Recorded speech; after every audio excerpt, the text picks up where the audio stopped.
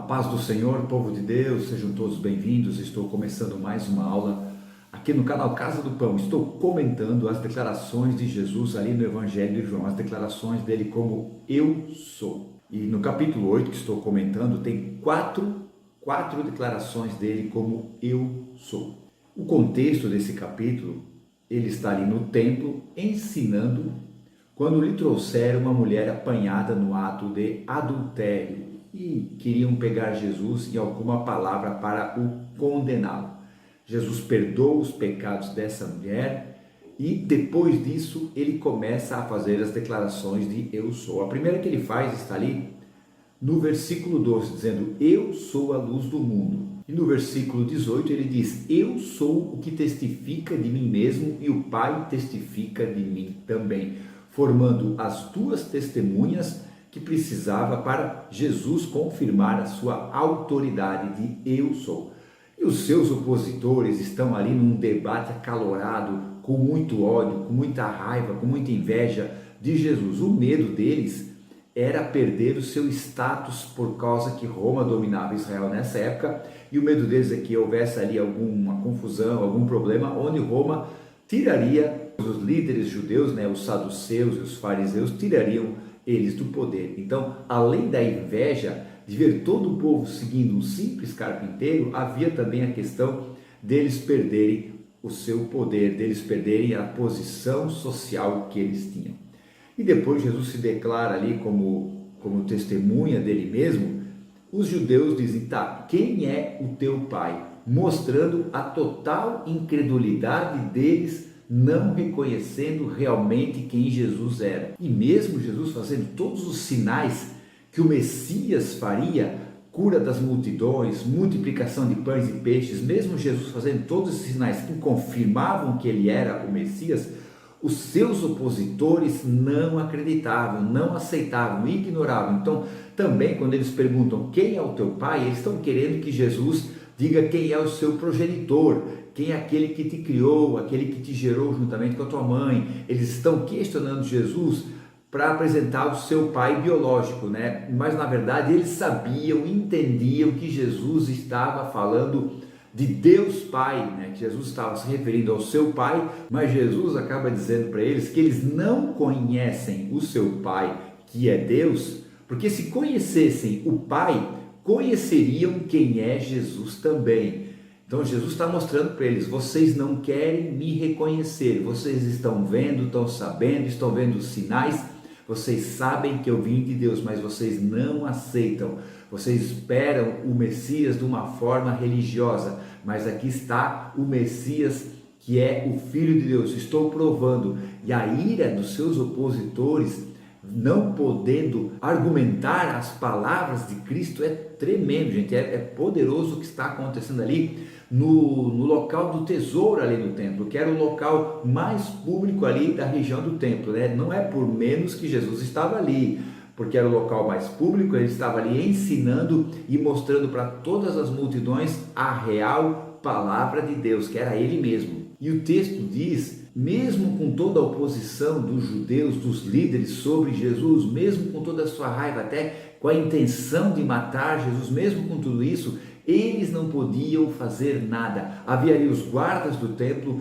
que podiam tranquilamente prender Jesus, levar Jesus para algum lugar e dar fim na vida dele. Eles poderiam fazer isso, mas por que não faziam? Por que não conseguiam? O texto é bem claro, porque ainda não havia chegado a hora de Jesus.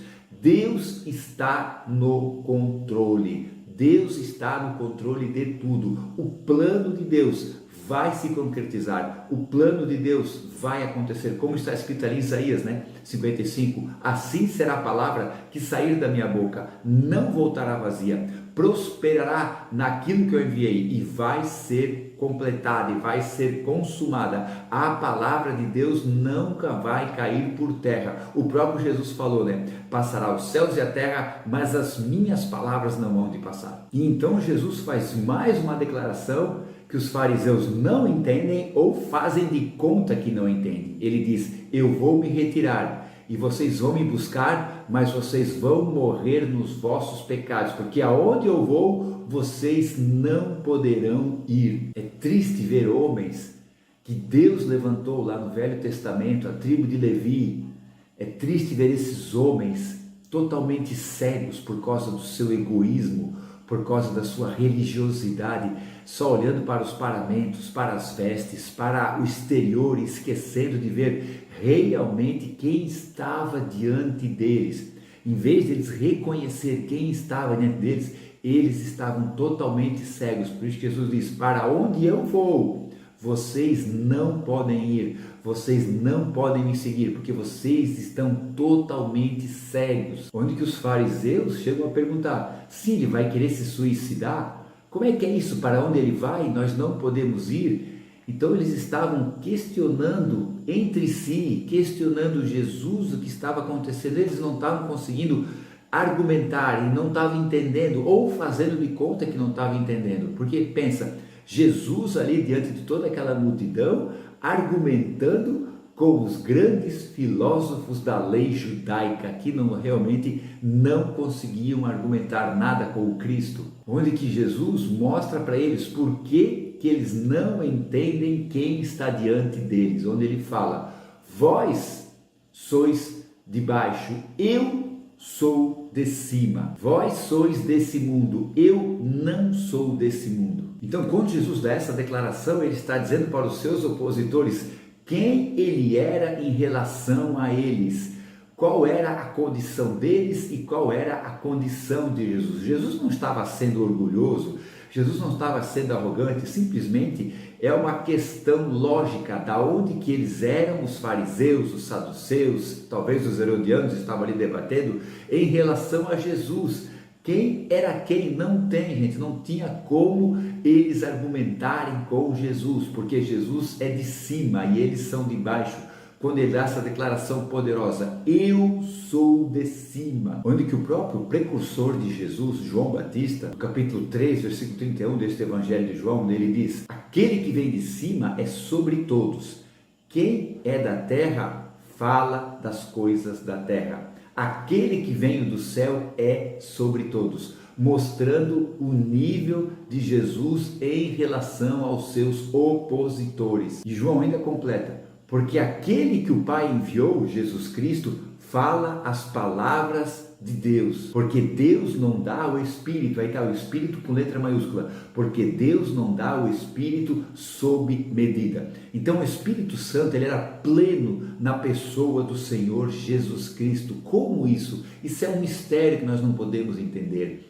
Jesus foi gerado pelo Espírito Santo, então o Espírito Santo poderia ser pleno nele, assim como Adão foi gerado pelo Espírito Santo, e a comunhão de Adão com Deus era plena, era total. Jesus Cristo foi gerado do Espírito, então o Espírito Santo era pleno na vida dele. Então, por isso que Deus não deu o Espírito a Jesus sob medida, era totalmente pleno. Era limitado por causa da condição corporal de Jesus Cristo, como homem nessa terra, mas dentro dele era pleno, era total. Por isso que até em certos momentos Jesus tinha que cuidar muito no que ele falava, porque cada palavra que saía da boca dele poderia acarretar algum dano ou algum benefício para alguém. Quando ele profetizava a bênção, muitas coisas aconteciam. Tem a questão lá da figueira sem fruto, quando ele amaldiçoou aquela figueira e aquela figueira secou. Jesus lançou uma palavra ali. Então você está entendendo quando o Espírito Santo era pleno em Jesus, lá quando eles foram prender ele no jardim do Gólgota, que eles perguntaram: quem é Jesus? Ele disse: eu sou. E todas aquelas pessoas, segundo os entendimentos de alguns teólogos, eram mais de 600 pessoas. Todas aquelas 600 pessoas caíram por terra, caíram no chão quando Jesus disse: eu sou. Então, quando Jesus disse para os seus opositores: vocês são de baixo, eu sou de cima, mostra que além deles viverem só as coisas aqui de baixo, eles não tinham total condição de debater com o Cristo, que é de cima. O próprio Paulo orienta os Colossenses, capítulo 3, versículo 2, ele diz: pensai nas coisas que são de cima, não das coisas que são da terra. Essa palavra pensar quer dizer forme uma opinião pessoal. Então forme uma opinião, forme uma convicção até das coisas que são de cima, não das coisas que são da terra. porque da terra tudo passa, mas o que é de cima é eterno, gente. O próprio Jesus falou ali no Sermão da Montanha, no capítulo 6, versículos 19 e 20, para nós ajuntarmos tesouros no céu, onde a traça e a ferrugem não consomem, onde os ladrões não podem roubar. E aí ele completa dizendo que aonde está o nosso tesouro, aí está o nosso coração. Então o nosso coração tem que estar agarrado com Cristo, que é de cima, não é aqui de baixo. Então se Jesus não é daqui, porque ele veio de cima, nós, quando cremos nisso, nós também nos tornamos de cima. O próprio Pedro escreve na sua primeira carta que nós somos peregrinos e forasteiros nessa terra. O escritor aos Hebreus escreve ali no capítulo 11, no texto dos heróis da fé, que nós somos peregrinos e forasteiros nessa terra, gente. Essa palavra peregrino quer dizer alguém que está indo num lugar que ele não pertence, e forasteiro quer dizer alguém de uma outra pátria que está numa outra nação, é como se fosse um estrangeiro. Então nós não somos daqui, nós somos de cima, como Cristo vivo, tá entendendo? Assim como Jesus disse para os fariseus, vocês são aqui de baixo, eu sou de cima. Então Jesus é de cima, e assim como Jesus é de cima, nós também somos de cima. Amém? Glória a Deus, glória a Deus. Muito obrigado por ter acompanhado esse comentário, esse estudo. No próximo final de semana, a quarta declaração de Jesus, nesse capítulo 8, ali no versículo 58, quando ele diz para os seus opositores: antes que Abraão existisse, eu sou. Imagina como estava o nível desse debate, o ódio, a inveja e a raiva desses fariseus, desses saduceus, dos opositores de Jesus. Então, eu aguardo você no próximo semana para juntos estudarmos mais uma porção da Palavra de Deus. Fiquem todos na paz. Tchau.